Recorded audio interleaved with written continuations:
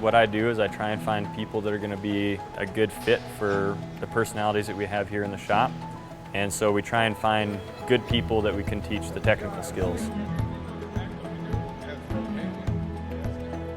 And we do that by putting them into the lube bay and we can see what they're capable of, make sure they kind of get along with the rest of the staff, and then you end up moving from lube bay into the main shop as we need to. And so far, over half of our shop's been through that program, and it's working really well. I've been working here about 2 years.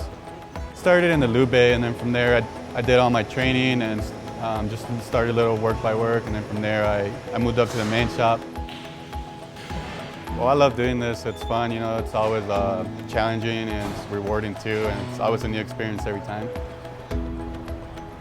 Everyone likes to work, everyone's friendly most of the time, everyone likes to help. It's great, man.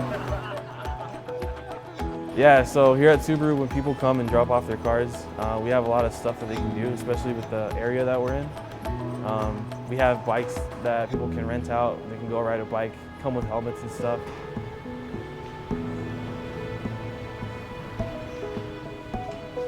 Before I started working here, I worked at Starbucks. I was a barista, but I always loved working on cars. I always worked on my own stuff.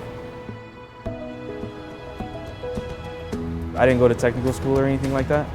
So I started over there in the lube bay for about a year and a half, and then slowly just worked my way up. This is what I want to do with my life, you know, so.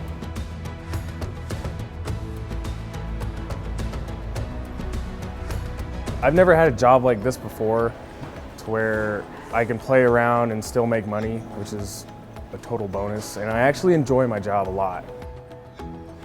It's nothing like I've ever had before.